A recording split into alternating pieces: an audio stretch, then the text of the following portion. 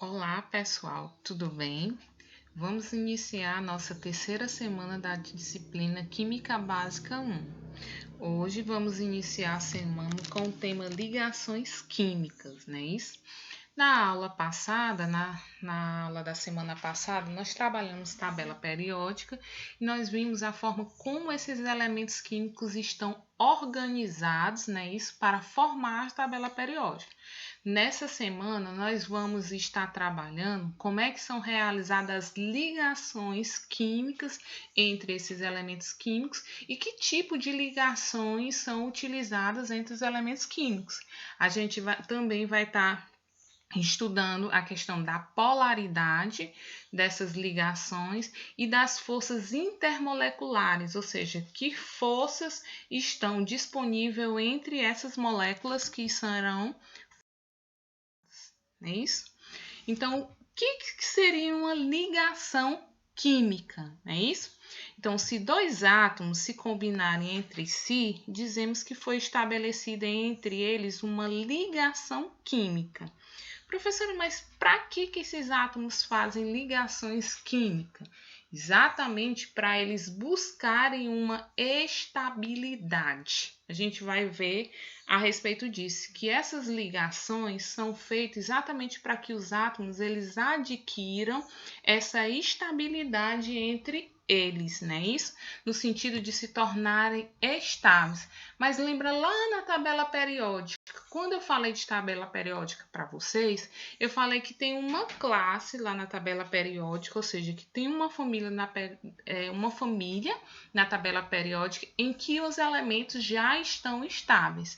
Então, quem são esses elementos que são estáveis? São os gases nobres. Lembra que eu falei para vocês? Gases nobres. Nobres por quê? Porque eles não se misturam, não é? Isso, porque eles não fazem ligações com outros elementos. Exatamente por eles já estarem estáveis. Estáveis em que sentido, professor? Estáveis no sentido de já terem a camada de valência, ou seja, a última camada completa, não é isso? Então, se a gente pegar lá no assunto da semana, lá em tabela periódica, a gente vai ver que esses gases nobres, eles são pertencentes à família 8A ou 18, ou seja, eles têm 8 elétrons na última camada deles. A camada deles já está completa, com exceção de um elemento químico. Quem é ele? O L. Por quê? Porque ele é estável, mas porém ele só apresenta 2 elétrons na última camada. Por quê? Porque a primeira camada dele é a última camada e ela se estabiliza exatamente com 2 elétrons, não é isso? Então, essa ligação química, os elétrons da última camada dos átomos são os responsáveis pela ocorrência da ligação química. Exatamente isso que eu falei para vocês. Essas ligações acontecem sempre com os elementos da última camada, com os elétrons da última camada. Então, são exatamente os elétrons que são reativos, são aqueles que vão fazer as ligações.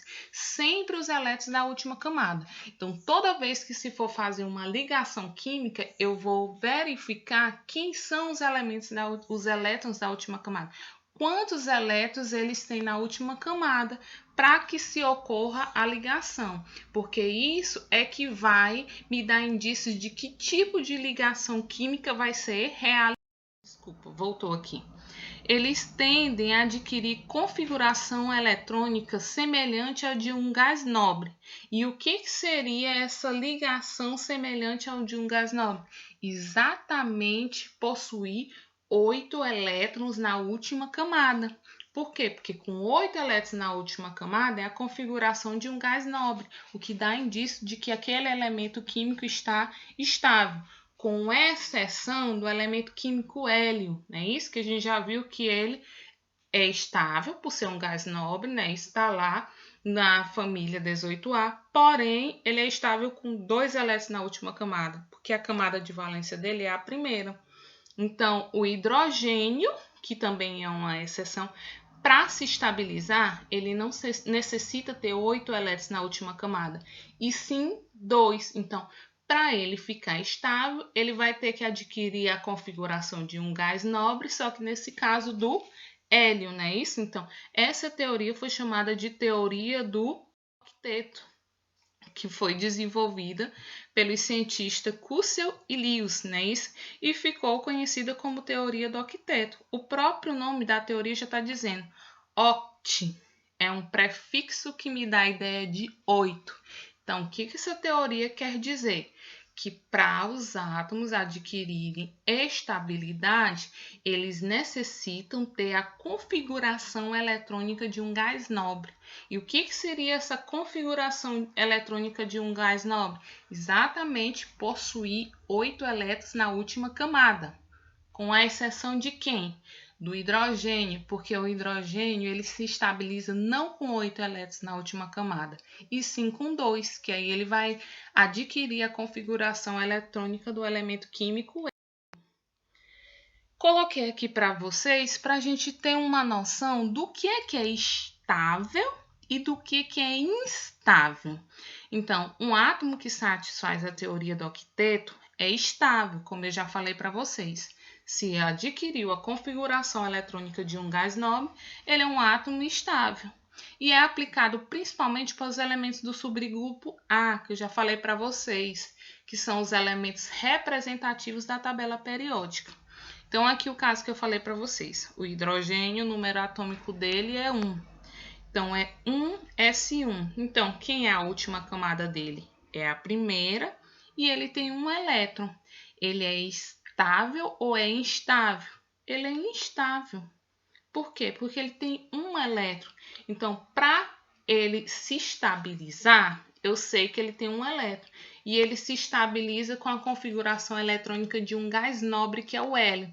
Então, se ele tem um, e para ele adquirir a configuração eletrônica do hélio, o hélio tem 2. Então, ele precisaria aqui, nesse caso, se ele tem um, para adquirir a configuração de 2, ele teria que ganhar mais 1.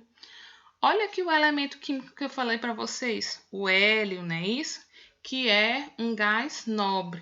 Então, a primeira camada dele está completa, porque o subnível S só suporta o quê? 2 elétrons.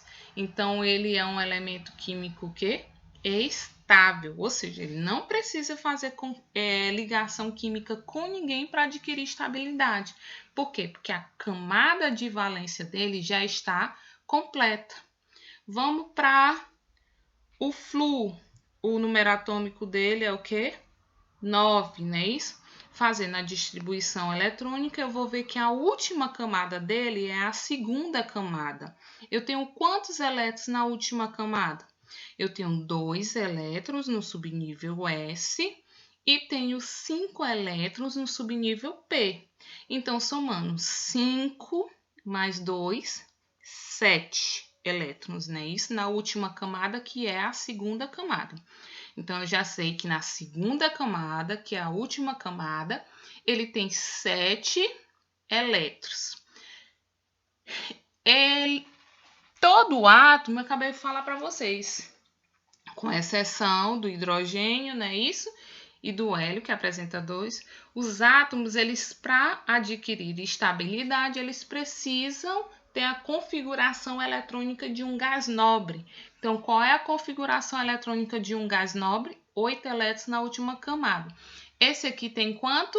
7. Então, ele vai ficar faltando um elétron para ele ficar instável, não é isso? Então, ele é instável, mas para adquirir a estabilidade, ele necessita ganhar um elétron.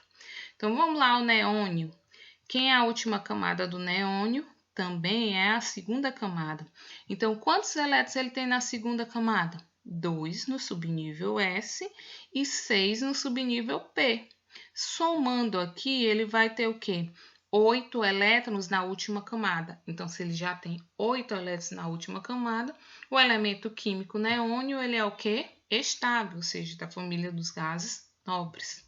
Então, o sódio, o número de elétrons dele, 11, o número atômico também 11.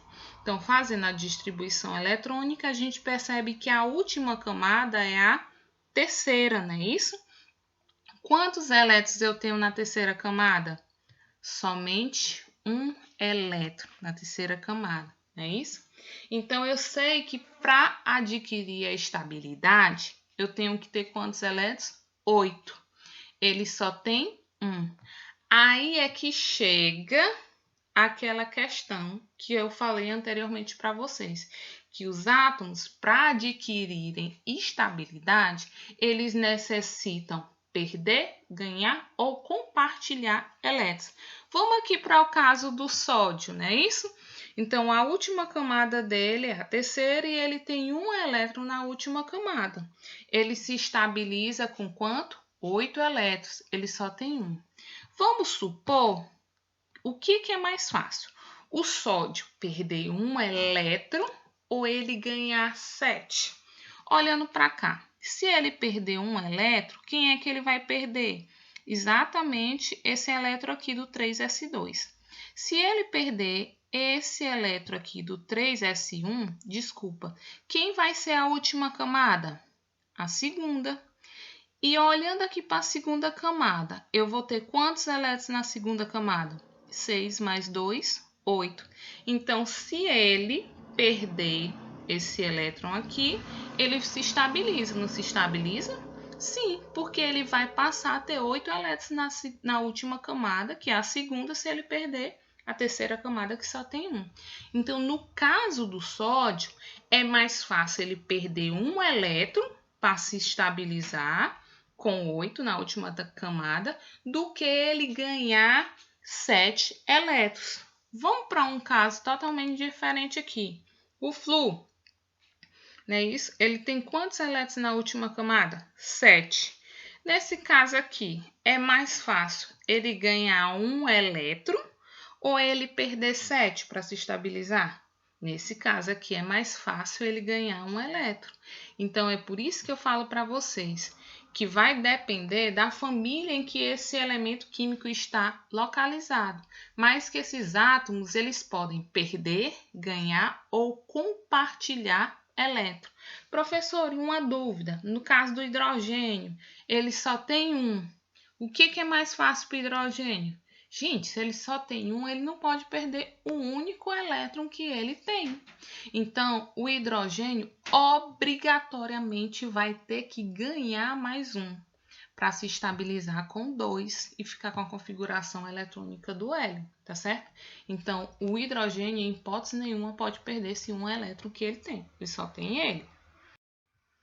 Então, na maioria das vezes, os átomos que perdem elétron são os metais da família 1A, 2A e 3A. Então, esses metais aqui da família 1A, 2A e 3A, eles tendem a perder. Por quê? Porque é mais fácil você perder um do que ganhar 7. É mais fácil você perder 2 do que ganhar 6. E é mais fácil você perder 3 do que ganhar 5. E quais são aqueles que são mais fácil receber elétrons? Os elétrons da família, os elementos da família 5A, 6A e 7A. Por quê? Porque é mais fácil você ganhar 3 do que perder 5. Professora, mas por que você está falando ganhar 3? Porque ele tem 5, ele não se estabiliza com 8, então é mais fácil ele ganhar 3, se ele já tem 5, com mais 3 ele fica com 8. Então é mais fácil ele ganhar 3 do que ele perder os 5. Aqui na família 6A, é mais fácil ele ganhar 2 do que ele perder 6. E na família 7A, é mais fácil ele ganhar 1 do que perder 7. Professor, agora ficou faltando uma família aí, a família 4A. A família 4A, ela vai perder ou vai ganhar elétrons? A família 4A, normalmente, ela faz o compartilhamento de elétrons. Lembra que eu falei para vocês lá no início da aula? Os elementos químicos, né, para adquirirem estabilidade, eles podem perder, ganhar ou compartilhar elétrons. Normalmente, a família 4A ela faz o compartilhamento de elétrons. Então, os tipos de ligações químicas, né? Então, a primeira ligação que a gente vai falar é a ligação iônica, também chamada de ligação eletrovalente. Essa ligação ela ocorre devido à atração eletrostáticas entre cargas positivas e cargas negativas, entre os íons, né? Isso de cargas opostas, são as cargas positivas e cargas negativas. Normalmente, essa ligação iônica ela acontece entre um metal e um ametal. Lembra que eu falei desses grupos lá na segunda semana da disciplina, quando eu falei de tabela periódica, e entre um metal e um hidrogênio, não é isso? Então, gente, sempre, na ligação iônica, um vai ter tendência a perder e o outro vai ter tendência a ganhar. Então, você vai fazer a ligação entre elementos químicos, onde um vai ter tendência a perder elétrons e o outro vai ter tendência a ganhar, ou seja, a receber aquele elétron que o primeiro deu. Então, coloquei aqui para vocês a ligação entre o sódio e o cloro, não é isso? Então, fazendo a distribuição eletrônica do sódio aqui, 1s2, 2s2, 2p6, 3s1. Quem é a última camada do sódio? A terceira. Eu tenho quantos elétrons na última camada? 1. Fazendo a distribuição eletrônica do cloro. 1s2, 2s2, 2p6, 3s2, 3p5. Quem é a última camada do cloro? É a terceira. Quantos elétrons eu tenho na última camada? 2 no subnível S e 5 no subnível P, tendo um total de 7 elétrons. Então, o sódio tem um elétron na última camada e o cloro tem 7 elétrons. Todos os dois elementos se estabilizam com 8 elétrons na última camada. Pergunto para vocês, o sódio, é mais fácil ele perder esse 1 elétron ou ele ganhar 7? Obviamente que é mais fácil ele perder 1. Por quê? Porque ele perdendo essa terceira camada aqui, que tem um elétron, quem vai ficar sendo a última camada? A segunda. Tem quantos elétrons na segunda camada? 2 mais 6, 8. Então, se o sódio perder essa terceira camada dele, ou seja, esse 1 elétron que tem aqui, ele fica estável. E o cloro, quem é a última camada? É a terceira. Quantos elétrons você tem na última camada? 7. Ele se estabiliza com quanto? Com 8. Ele tem 7 se estabiliza com 8. Então, é mais fácil ele perder 7 ou ele ganhar 1. Então, ele ganha 1. Então, na ligação entre o sódio e o cloro, o sódio, né, isso vai perder um elétron para o cloro. Então, quando o sódio perde esse elétron, o sódio vai ficar estável, porque ele vai ficar, a última camada do sódio vai ficar com quem? Com 8 elétrons. E o cloro também vai ficar estável. Por quê? Porque ele tinha 7, vai receber 1 e ficar com outro. Então, quando eu faço a ligação entre o sódio e o cloro, né? Isso eu estabilizo tanto o sódio quanto o cloro, formando o NaCl, que é o sal de cozinha, que é bastante utilizado no nosso dia a dia, que é também chamado de cloreto de sódio.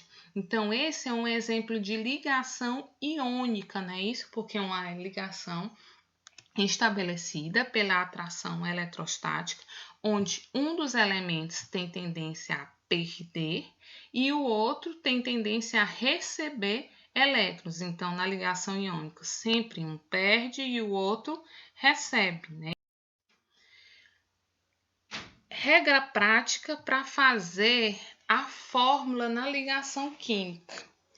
Então, lembra que eu falei para vocês que para os compostos iônicos a gente pode usar na obtenção da fórmula geral uma regra bem prática, não é isso?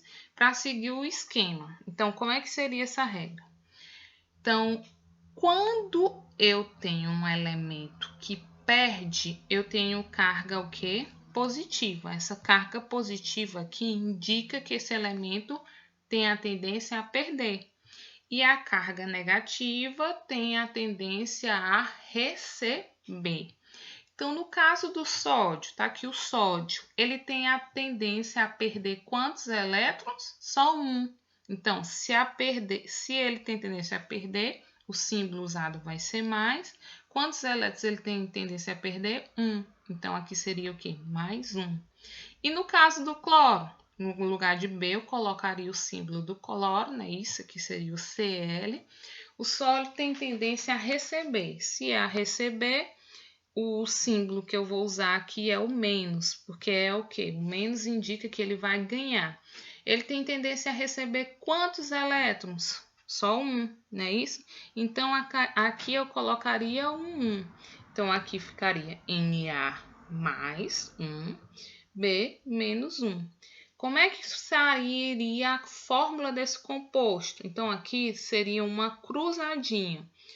O coeficiente do cloro viria para baixo do Na e o coeficiente, né, isso, do sódio, do Na, viria para baixo do cloro, né? Seria uma troca. Aqui no caso ele colocou o AB, né, isso, o coeficiente do B, que é o Y, veio para baixo do A e o coeficiente do A, que é o X, veio para baixo do B. Então, sempre vai ficar AYBX. Eu coloquei aqui um exemplo para a gente entender melhor como é que funciona, tá? Então, a camada mais externa de um elemento X possui 3 elétrons. Então, gente, ele está me dizendo o quê? Que na última camada desculpa, do elemento X, ele tem o quê? 3 elétrons. Então, se o X, gente, tem 3 elétrons na última camada, lembra lá o que eu falei para vocês. É mais fácil ele perder 3 ou ele ganhar 5. Porque eu sei que o elemento X se estabiliza com 8 elétrons. É mais fácil ele perder 3 ou ele ganhar 5. Então, vai ser o quê? Perder 3. Então, se é perder, o símbolo vai ficar o que? Mais, porque o mais indica perda. Perder quantos elétrons? 3, não é isso? Então, vamos lá para quem? Para o Y. Aí ele diz, se o outro elemento, o Y, tem o quê? 6 elétrons, não é isso? Então, tem o Y. O Y ele tem 6 elétrons na última camada. Então, é mais fácil o Y receber 2 e ficar com 8 elétrons, ou ele perder os 6 que ele tem. Então, é mais fácil o Y fazer o quê? Ganhar 2. Então, se ele vai ganhar, o símbolo é negativo e vai ganhar quanto? 2. Então, para fazer a fórmula geral, o que vai acontecer? O coeficiente do x vai ficar embaixo do y e o coeficiente do y vai ficar embaixo do x. Então, vai ficar x. Quem é o coeficiente do y? 2. Vem para cá, para baixo do x. E vamos para o y. Então, o y, que é o elemento, né? Isso. Quem é o coeficiente do x, que fez a cruzadinha? 3. Então, a fórmula desse composto vai ficar x2y3, né? Isso que corresponde à letra A. Facílimo. Você só vai ter que identificar quem é que perde, quem é que ganha, e você vai fazer a cruzadinha desses coeficientes. Propriedade dos compostos iônicos. Quem são os compostos iônicos? São os compostos formados pelas ligações iônicas, não é isso? Então, eles são sólidos nas condições ambientais, não é isso? Eles apresentam elevados pontos de fusão e de ebulição. Eles são bons condutores de eletricidade quando no estado líquido, ou seja, eles fundidos, ou quando dissolvidos na água, exatamente por conta do processo de dissociação ou ionização. Por quê? Porque quando esses compostos iônicos eles entram em contato com a água, eles se dissolvem, né? Isso, eles se dissociam, eles se ionizam, formando o quê? Íons. Íons de cargas positivas e de cargas negativas. E são exatamente essas cargas que facilitam, né, isso, a condução de corrente elétrica. E a maioria desses compostos são solúveis em água. Então, o outro tipo de ligação é a ligação covalente, também chamada de ligação molecular. Então, a principal característica dessa ligação é o compartilhamento, ou seja, a formação de pares de elétrons entre os dois átomos ligantes. Lá na ligação iônica, Lembra que eu falei para vocês, um átomo tem tendência a ganhar e o outro tem tendência a perder. Aqui na ligação molecular, né, isso, os átomos eles têm a tendência em compartilhar elétrons. Na ligação, desculpa, que é ligação molecular. Na ligação molecular, covalente, acontece entre um ametal e um ametal. Por quê? Porque os dois têm tendência a receber elétron, entre um hidrogênio e um ametal, e entre um hidrogênio e um hidrogênio. Por quê? Porque aqui, diferente da ligação iônica, os dois têm tendência a ganhar. Então, se os dois têm tendência a ganhar, então aqui eles vão necessitar fazer um compartilhamento de elétrons, tá certo? Na iônica, não. Um tem tendência a ganhar e o outro tem tendência a perder. Na molecular, os dois têm tendência a ganhar. Então, nesse caso, eles vão precisar compartilhar. Então, essas ligações covalentes, né, isso elas podem ser ligação covalente normal ou ligação covalente dativa. Quando é que eu tenho uma ligação covalente normal? É quando cada um dos átomos ligantes ele contribui com um elétron para a formação do par. E esses pares de elétrons compartilhados, eles são contados para os dois átomos ligantes. Coloquei aqui um exemplo para vocês, considerando como exemplo a união entre dois átomos do elemento hidrogênio e o átomo do elemento oxigênio para formar a substância água. Então, aqui eu tenho o hidrogênio fazendo a distribuição eletrônica 1s1. O oxigênio fazendo a distribuição eletrônica 1s2, 2s2, 2p4. Então, olhando, o hidrogênio na última camada tem um elétron. Então, lembra que eu falei para vocês, ele se estabiliza com quantos elétrons na última camada? 2. Se ele tem 1, ele vai precisar receber mais 1. Olhando para o oxigênio, quem é a última camada? A segunda. Quantos elétrons ele tem na última camada? 6 elétrons na última camada. Então, ele tem 6 elétrons na última camada, mas ele se estabiliza com quanto? Com 8. Então, é mais fácil para ele perder 6 ou ganhar 2. Então, ganhar 2. Então, aqui, o hidrogênio ele vai precisar ganhar 1 e o oxigênio vai precisar ganhar 2. Então, como os dois têm tendência a ganhar, a ligação é covalente. Se um tivesse tendência a ganhar e o outro tivesse tendência a perder, ligação iônica. Então, se os dois têm tendência a ganhar, vai ser uma ligação covalente através do compartilhamento de elétrons. Então, coloquei aqui a representação eletrônica, né, isso para vocês, onde eu tenho aqui o oxigênio com 6 elétrons na última camada. Tenho aqui o oxigênio com 6 elétrons na última camada. O hidrogênio só tem um elétron na última camada, está aqui o dele. Quando eu compartilho, ou seja, quando eu coloco esse tracinho aqui em volta desse elétron, eu estou dizendo que esse par de elétrons ele vai ser contato tanto para o hidrogênio quanto para o oxigênio.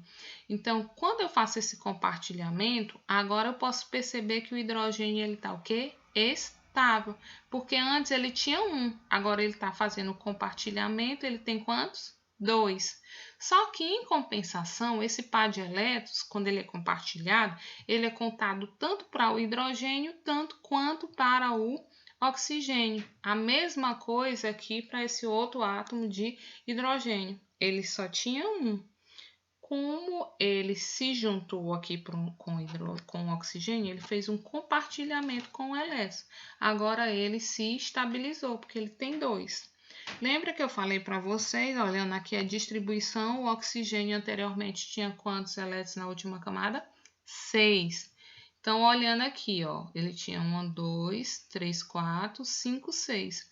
Só que eu disse para vocês que ele fez um compartilhamento. Então, o par de elétrons ele é contado tanto para o hidrogênio quanto para o oxigênio. Então, vamos contar a quantidade de elétrons que tem o oxigênio para ver como ele ficou estável depois do compartilhamento de elétrons. Então, 1, 2, 3, 4, 5, 6, 7, 8. Então, agora, tanto o oxigênio quanto os dois átomos de hidrogênio, eles estão estáveis, não é isso? Então, o oxigênio, um átomo de oxigênio se juntou, né, se ligou com dois átomos de hidrogênio para formar a molécula de água, onde a partir dessas ligações, tanto o oxigênio quanto os hidrogênios, eles ficaram estáveis, ou seja, com 8 elétrons na última camada, adquirindo a configuração de um gás nobre. Então, toda vez que eu faço essa representação, né, isso, colocando os elétrons aqui, eu digo que eu tenho uma fórmula eletrônica. Quando eu faço a representação de cada par de elétron compartilhado por um traço, eu tenho uma fórmula estrutural plana, não é isso? Então, aqui houve um compartilhamento de elétron com esse hidrogênio e um compartilhamento de elétron com esse hidrogênio, não é isso? Então, formando ligações simples.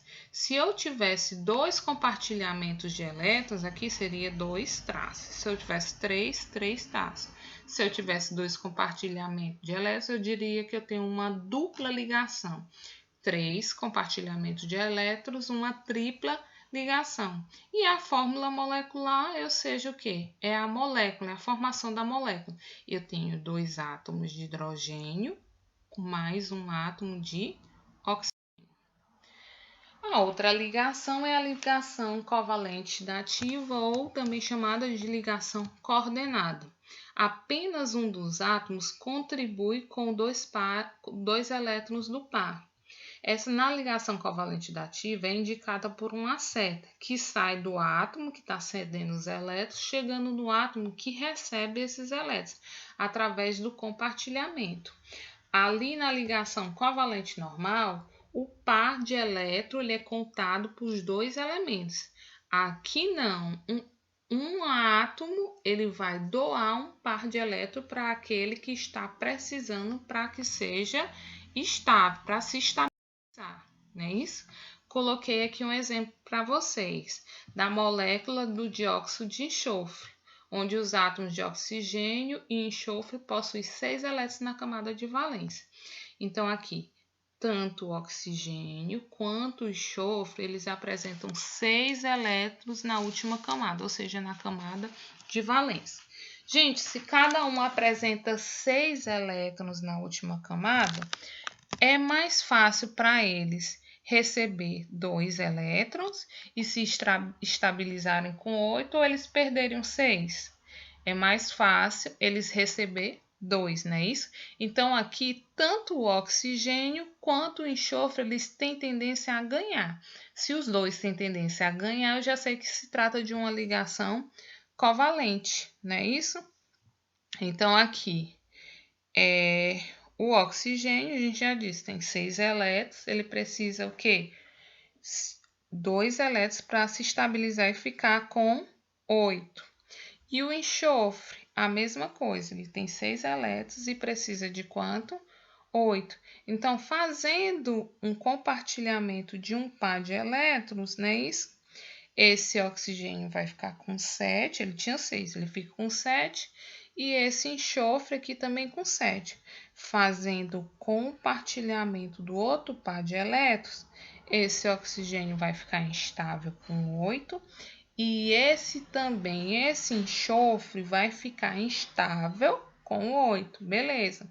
Só que eu tenho o quê? Mais 2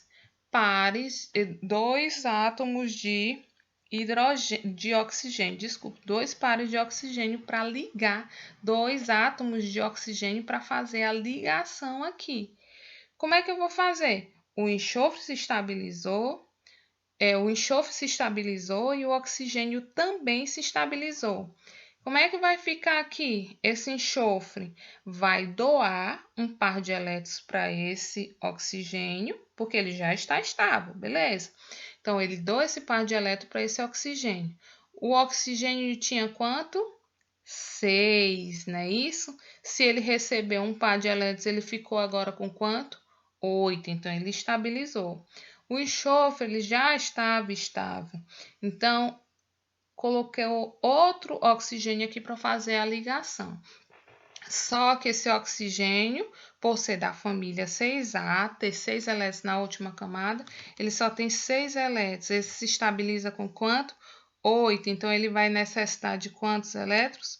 2 elétrons a mais, né? Isso para ficar com 8. Então, o enxofre novamente vai ceder outro par de elétrons. Quando ele faz isso, o oxigênio fica o quê? Estável, não é isso? Então, fórmula eletrônica a gente representa através da quantidade de elétrons que tem na última camada, sendo que no caso da ligação da ativa, sempre a setinha vai sair do átomo que está doando os elétrons para o átomo que está recebendo.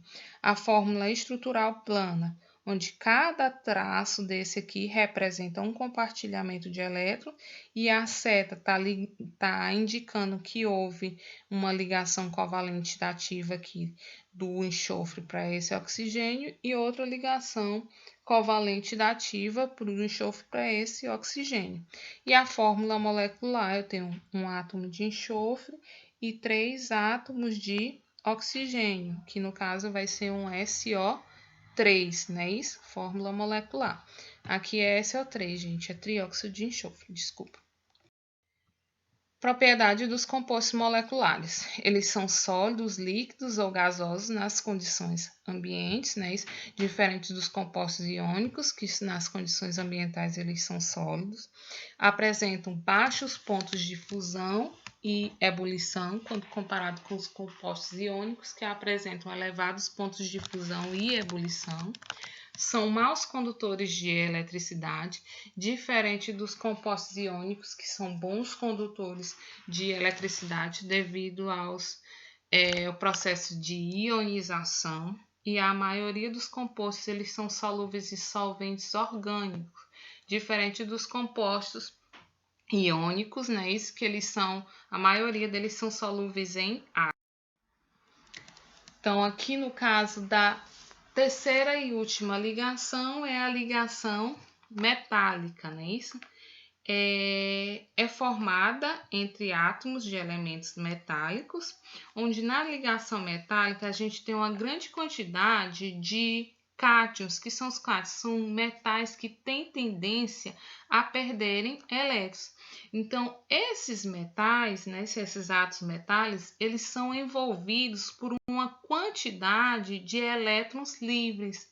Essa quantidade de elétrons livres, ela é chamada de nuvem ou de mar de elétrons. Então, eu tenho os átomos metálicos, né, isso, que eles são o quê?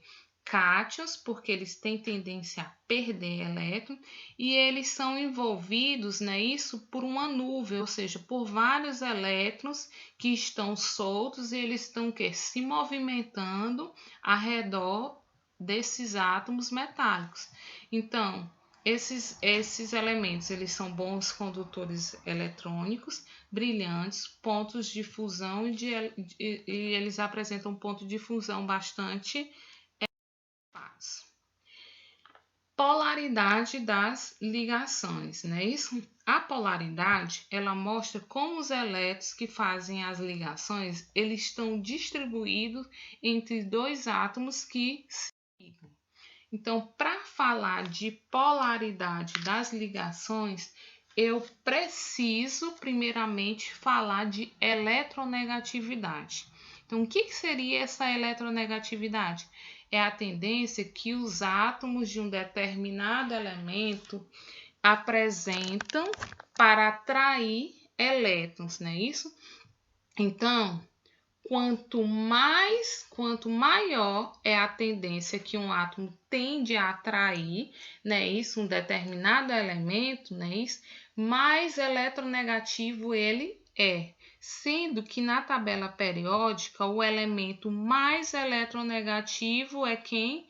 É o Flu, não é isso? Ou seja, é o elemento, é o átomo, né, isso, que apresenta a maior capacidade de atrair elétrons, não é isso?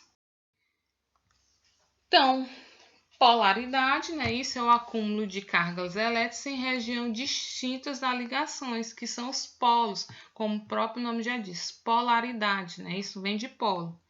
Nas ligações iônicas, elas são fortemente polarizadas, entre cada íon define o seu polo de ligação. Lembra que eu falei para vocês que a ligação iônica, né, isso, eu tenho os elementos que têm tendência a perder e tenho os elementos que têm tendência a ganhar. Então, ele já tem as cargas, se ele tem tendência a perder, carga positiva, tem tendência a ganhar, carga negativa. Então, ele já tem essa carga bem definida. Então, essas ligações iônicas, elas são fortemente polarizadas exatamente porque cada polo já é bem definido com relação à sua ligação, né? Isso tanto o polo positivo quanto o polo negativo, eles já são bem definidos. No caso das ligações covalentes, né, essa polaridade é em função da diferença da eletronegatividade existente entre os átomos da ligação.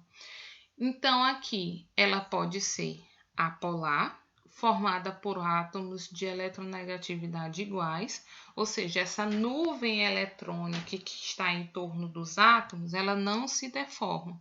E ela pode ser polar, formada por átomos de eletronegatividade diferentes. A nuvem se deforma, ou seja, porque sempre o elemento químico que é mais eletronegativo, ele tem tendência a atrair o par de elétron que está sendo compartilhado em relação ao átomo que é menos eletronegativo. Vamos ver como é que isso funciona. Ligação covalente apolar. Tem uma ligação entre dois átomos de hidrogênio. Então, o que a gente pode observar aqui? Que a nuvem não se deforma, ou seja, a força de atração que esse hidrogênio exerce nesse elétron desse outro átomo de hidrogênio é a mesma que esse exerce nesse daqui. Então, termina que essa força fica nula, ou seja, a nuvem eletrônica que tem em volta dessa ligação aqui não é deformada. Por quê? Porque eles apresentam a mesma eletronegatividade. Não tem tanta diferença de eletronegatividade. Porque elementos iguais, a mesma eletronegatividade. É diferente dessa ligação covalente polar. Porque eu tenho o cloro fazendo uma ligação com o hidrogênio.